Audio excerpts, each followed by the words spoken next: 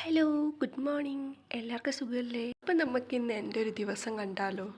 ഇന്ന് ശരിക്കും പറഞ്ഞാൽ ഒരു തിങ്കളാഴ്ചയാണ്, പക്ഷേ തീരെ തിരക്കില്ലാത്തൊരു തിങ്കളാഴ്ചയാണ്. ശരിക്കും പറഞ്ഞാൽ ഭയങ്കര ലേസി ആയിട്ടുള്ളൊരു മൺഡേ. നോർമലി മൺഡേ ആകുമ്പോഴേക്കും ആ സൺഡേയുടെ ഹാങ് ഓവറൊക്കെ വിട്ടുപോയിട്ട്, ഓ മൺഡേ ആണല്ലോ, ഇനി രാവിലെ എഴുന്നേൽക്കണമല്ലോ, മാമിയെ രാവിലെ സ്കൂളിൽ വിടണമല്ലോ എന്നൊക്കെയാണ് നോർമലി ചിന്തിക്കാറ്. പക്ഷേ ഇന്ന് അവൾക്ക് കോൾഡ് ആയതുകൊണ്ട് പോകാൻ പറ്റില്ല. അതുകൊണ്ട് തന്നെ ഇന്ന് ലേറ്റായിട്ടാണ് മോർണിംഗ് റുട്ടീൻസൊക്കെ ഞങ്ങൾ ചെയ്ത് തീർക്കുന്നത്. കോൾഡ് ആയതുകൊണ്ട് തന്നെ രാത്രിയിൽ മാമിയും അധികം ഉറങ്ങാത്തത് കൊണ്ട് രാവിലെ എഴുന്നേൽക്കാൻ പുള്ളിക്കാരിക്ക് ഭയങ്കര മടിയായിരുന്നു. ഇപ്പോൾ ക്ലൈമറ്റ് ഇങ്ങനെ മാറി വരുന്നതുകൊണ്ട് കോൾഡൊക്കെ വളരെ പെട്ടെന്നാണ് വരുന്നത്. വീട്ടിൽ ഒരാൾക്ക് വന്നു കഴിഞ്ഞാൽ തന്നെ അത് ബാക്കിയുള്ളവർക്കും കൂടെ സ്പ്രെഡ് ആവുന്നുണ്ട്. അങ്ങനെ മാമി കുട്ടിയുടെ കോൾഡ് എനിക്കും കൂടെ കിട്ടിയിട്ടുണ്ട്. ഇപ്പോൾ ചൂടുള്ളൊരു സമയമായതുകൊണ്ട് തന്നെ രാവിലെ ജനൽ തുറന്നാൽ ആ മഞ്ഞുള്ള ആ ഒരു അന്തരീക്ഷം കാണാനേ പറ്റുന്നില്ല. അതുകൊണ്ട് തന്നെ രാവിലെ എഴുന്നേൽക്കുമ്പം അത്ര വലിയ സുഖമൊന്നും തോന്നാറില്ല. അങ്ങനെ മാമി എഴുന്നേറ്റ് രാവിലത്തെ റുട്ടീൻസൊക്കെ കഴിഞ്ഞു. പിന്നെ ഇച്ചിരി സുന്ദരിയാവാനുള്ള ഒരു തയ്യാറെടുപ്പിലാണ്. അങ്ങനെ കുറച്ച് പൗഡറൊക്കെ ഇട്ട് പുള്ളിക്കാരി ഒരുങ്ങുന്ന തിരക്കിലാണ്. അങ്ങനെ ഞങ്ങൾ പുറത്ത് സിറ്റൗട്ടിലൊക്കെ വന്നിരുന്ന് കുറച്ച് നേരം ഇങ്ങനെ പുറത്തെ പ്രകൃതി ഭംഗിയൊക്കെ ആസ്വദിച്ചങ്ങിരുന്നു. പണ്ടത്തെ കുറേ കളികളൊന്നും ഇപ്പോഴത്തെ പിള്ളേർക്ക് അധികം അറിയത്തില്ല കേട്ടോ.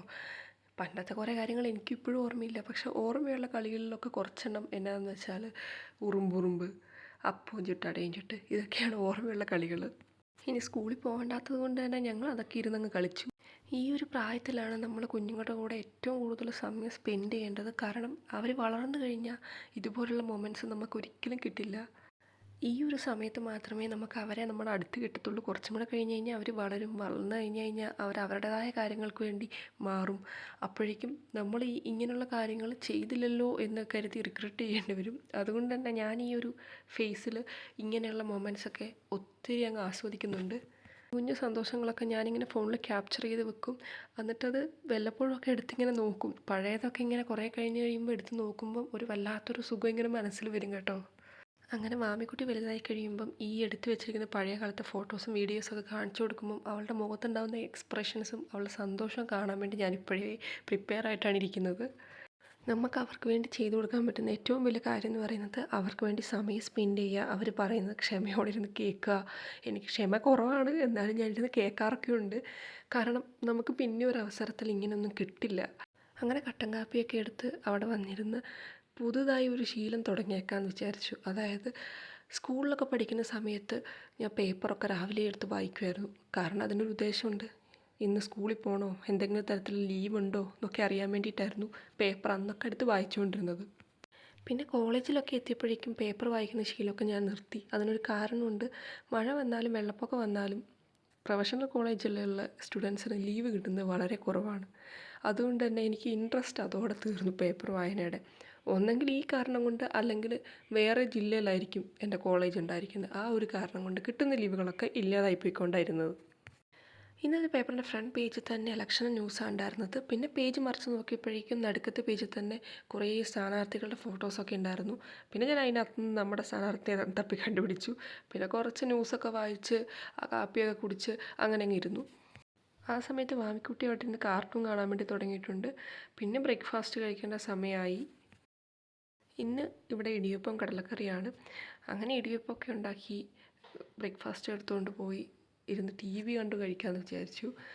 പൊതുവേ സിനിമയൊക്കെ കണ്ടാൽ കഴിക്കാറ്, പക്ഷേ ഇപ്പം ചില സാഹചര്യങ്ങളുടെ സമ്മർദ്ദം മൂലം സിനിമയ്ക്ക് പകരം കാർട്ടൂണാണ് ഇന്ന് കാണുന്നത്. നല്ല കാർട്ടൂൺ കണ്ടിരുന്ന് കഴിക്കാനും നല്ല രസമാണ്. കാരണം എനിക്ക് കാർട്ടൂൺ ഇഷ്ടമാണ്.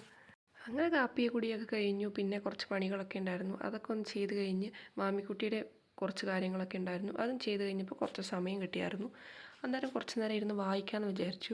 ഞാനിതുപോലെ വീഡിയോസൊക്കെ എടുത്തിട്ട് ഇങ്ങനെ യൂട്യൂബിലിടുമ്പം എന്നോട് പലരും ചോദിച്ചിട്ടുണ്ട്, എന്തിനാണ് ഇങ്ങനെ ഇടുന്നത്? ഫോളോവേഴ്സും ഇല്ല, സബ്സ്ക്രൈബേഴ്സും ഇല്ല, ലൈക്കും ഇല്ല, ഷെയറും ഇല്ല, വ്യൂസും ഇല്ല, ഒന്നുമില്ലാതെ എന്തിനാണ് ഇങ്ങനെ ഇടുന്നതെന്ന് ചോദിച്ചിട്ടുണ്ട്. അവരോടൊക്കെ എനിക്ക് പറയാനുള്ളത്, ഇതൊക്കെ ഓരോരുത്തരുടെ ഇഷ്ടങ്ങളല്ലേ. നിങ്ങൾക്കും ഇങ്ങനെ പല ഇഷ്ടങ്ങളൊക്കെ ഉണ്ടാവില്ലേ? അതുപോലെ ഞാനും എൻ്റെ ഇഷ്ടങ്ങളൊക്കെ ഒന്ന് ചെയ്തോട്ടേന്നേ. ഏതെങ്കിലും ഒരു കാലത്ത് എൻ്റെ യൂട്യൂബ് ചാനലും വളരുമായിരിക്കും. അങ്ങനെ എൻ്റെ ചാനൽ വലുതാകും എന്നൊക്കെ ഞാനൊന്ന് പ്രതീക്ഷിച്ചോട്ടെ. ഇങ്ങനെയൊക്കെ നെഗറ്റീവ് പറഞ്ഞിട്ട് തളർത്തരുത് കേട്ടോ. അങ്ങനെ എൻ്റെ വായനയൊക്കെ കഴിഞ്ഞ് മാമിക്കുട്ടിക്ക് കുറച്ച് കളർ കൊടുക്കാനൊക്കെ ഉണ്ടായിരുന്നു. പിന്നെ അവളുടെ കൂടെ കുറച്ച് നേരം സമയം സ്പെൻഡ് ചെയ്തു. ഇതൊക്കെ ടെക്സ്റ്റ് ബുക്ക് സ്കൂളിൽ നിന്ന് കൊടുത്തതാണ്. പിന്നെ ഉച്ചക്കത്തെ ഒന്നും വീഡിയോ എനിക്ക് എടുത്തു വെക്കാൻ പറ്റിയിട്ടുണ്ടായിരുന്നില്ല. അങ്ങനെ വൈകിട്ടത്തേക്ക് കാപ്പിയൊക്കെ ഉണ്ടാക്കി വെച്ചു. അപ്പോഴേക്കും മാമിക്കുട്ടി എഴുന്നേറ്റ് വന്നിട്ടുണ്ടായിരുന്നു. ഇന്ന് പലഹാരമൊന്നും അങ്ങനെ പ്രത്യേകിച്ച് വീട്ടിലുണ്ടായിരുന്നില്ല. അപ്പോൾ പിന്നെ പെട്ടെന്ന് തട്ടിക്കൂട്ടി ഉണ്ടാക്കാൻ പറ്റുന്ന എന്താ പഴംപൊരി. അങ്ങനെ പ്രത്യേകിച്ച് സ്നാക്സ് ഒന്നും ഇല്ലാത്ത ദിവസമാണെങ്കിൽ ഒരു പഴമെങ്കിലും ഇരിക്കുന്നുണ്ടെങ്കിൽ ആദ്യം മനസ്സിലേക്ക് പോകുന്ന ഒരു ഐഡിയ എന്ന് പറയുന്നത് പഴംപൊരി ഉണ്ടാക്കാമെന്നാണ്. കാരണം അധികം ഇൻഗ്രീഡിയൻസ് ഒന്നും ആവശ്യമില്ലല്ലോ, ആവശ്യമുള്ളതൊക്കെ വീട്ടിൽ എപ്പോഴും ഉണ്ടായിരിക്കും. അങ്ങനെ പഴംപൊരി ഉണ്ടാക്കേണ്ട പരിപാടിയിലോട്ട് കടന്നു. എൻ്റെ കൂടെ കൂട്ടിനൊരാളും കൂടി ഇരിക്കുന്നുണ്ട്, എന്തൊക്കെയോ കഥയൊക്കെ പറയുന്നുണ്ട്.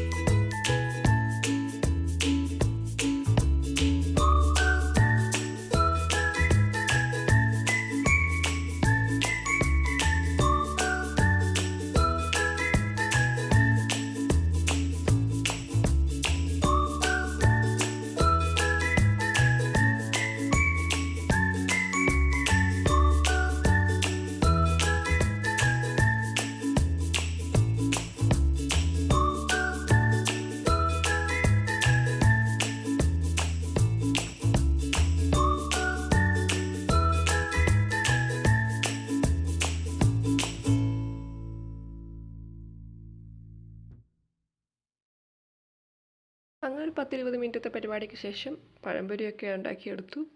പിന്നെ ഞങ്ങൾ പോയിരുന്ന് ഒരു കാപ്പിയൊക്കെ കുടിച്ച് പഴംപൊരിയൊക്കെ കഴിച്ച് വൈകുന്നേരം അടിപൊളിയാക്കി എടുത്തു.